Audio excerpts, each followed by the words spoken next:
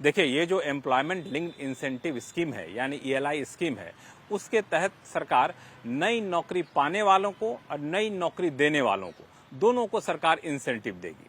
तो पहले बात करते हैं नई नौकरी पाने वाले को।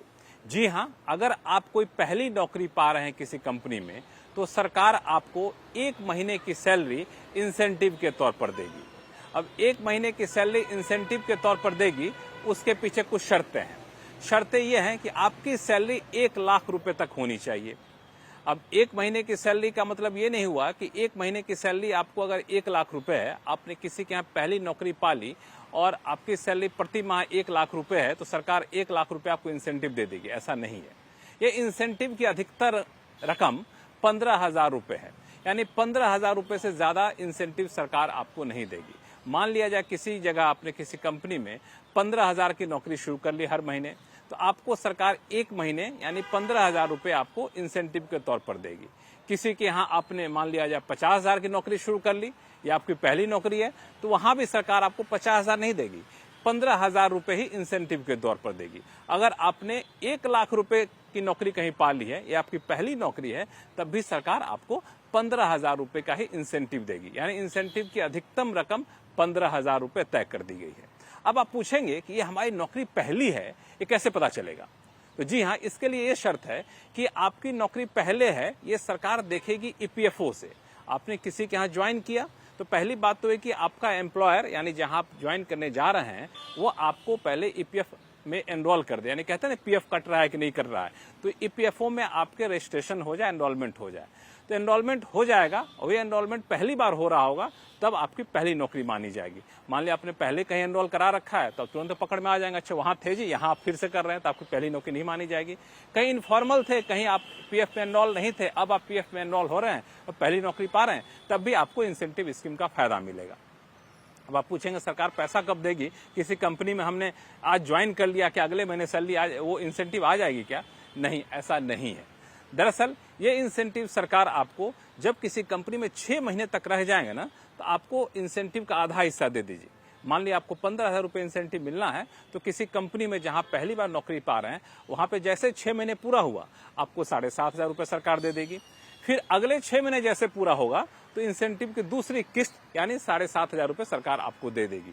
यानी 12 महीने में 2 किस्तों में हर 6 महीने पर सरकार आपको इंसेंटिव दे देगी। 7,500 रुपए पहले 6 महीने में, फिर अगले 6 महीने में 7,500 रुपए, यानी 15,000 रुपए। हालांकि इसमें 2 शर्तें हैं।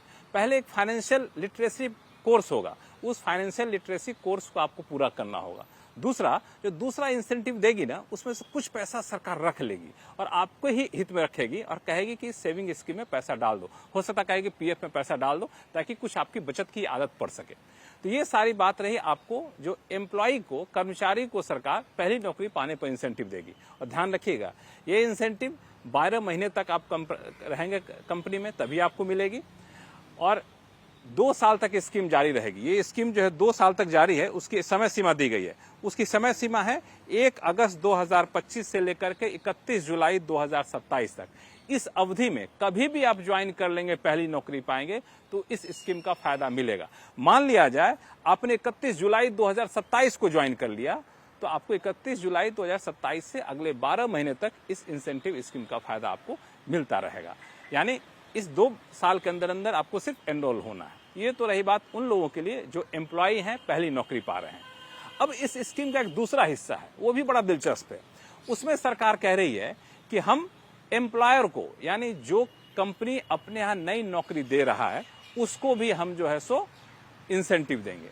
और ये इंसेंटिव जो दिया जाएगा, ये दरअसल नौकरी नई हो या पुरानी, उससे फर्क नहीं पड़ेगा एम्प्लॉयर के लिए। एम्प्लॉयर के लिए इंसेंटिव के लिए पैमाना यही होगा कि आपने कोई एम्प्लॉयमेंट दिया है, कोई नई नौकरी दी है। जिसको नौकरी दी है, जरूरी नहीं कि वो पहली नौकरी पा रहा हो, वो नहीं कहीं छोड़कर हो, बेरोजगार हो, लेकिन आपके यहाँ आ रहा हो, आपने उसको एम्प्लॉयमेंट दिया है इसी अवधि में, 1 अगस्त 2025 से 31 जुलाई 2027 तक, तब आपको जो है सो ये इंसेंटिव सरकार देगी। किसको देगी?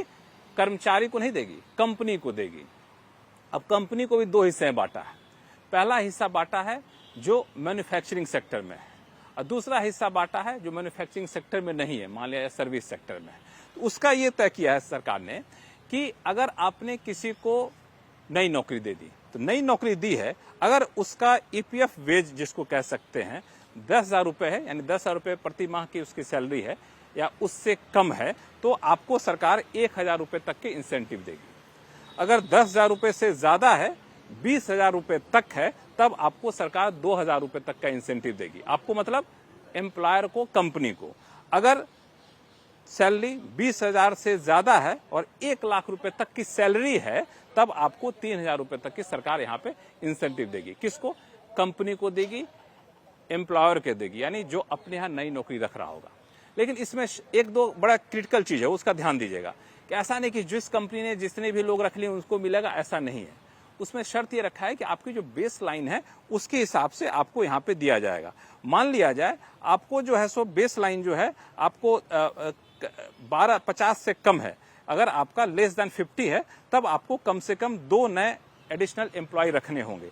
अगर 50 से ज्यादा है तो आपको 5 नए एडिशनल एम्प्लॉय रखने होंगे, तभी आपको इंसेंटिव मिलेगा। यानी मान लिया कोई एक कंपनी है जिसका बेस लाइन 50 एम्प्लॉय से कम है, तो अगर 2 एम्प्लॉय रख लेता है तो उस 2 एम्प्लॉय के बराबर सरकार उसको, कंपनी को इंसेंटिव देगी।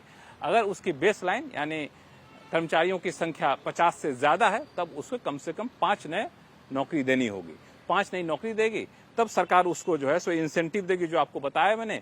1,000 रुपए तक उन लोगों के लिए जिसका बेसिक जो है 10,000 रुपए तक है, 10 से 20,000 तक वालों को 2,000 रुपए, और 20,000 रुपए से ज्यादा 1,00,000 रुपए तक की सैलरी वालों को 3,000 रुपए सरकार इंसेंटिव देगी। ये इंसेंटिव दिया जाएगा किसको?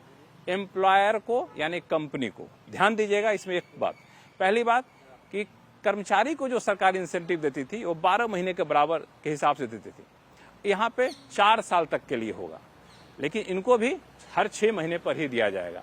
यानी किसी कंपनी ने अपने यहाँ किसी नए एम्प्लॉय को रख लिया है, अब नए एम्प्लॉय को रख लिया है और एम्प्लॉय को रखा मान लिया जाए 31 जुलाई 2027 को, तो उस एम्प्लॉय को अगर 4 साल तक रख लिया तो सरकार 4 साल तक ये इंसेंटिव उस कंपनी को देती रहेगी। तो ये पूरा लबुलुआब है, और सरकार का मानना है कि इसके तहत करीब 3.5 करोड़ जो है नई नौकरियां पैदा होंगी, क्योंकि नई नौकरी पाने के लिए एम्प्लॉय भी इंसेंटिव पाएंगे और कंपनी जो नई नौकरी देगा उसको भी यहाँ पे इंसेंटिव दिया जाएगा।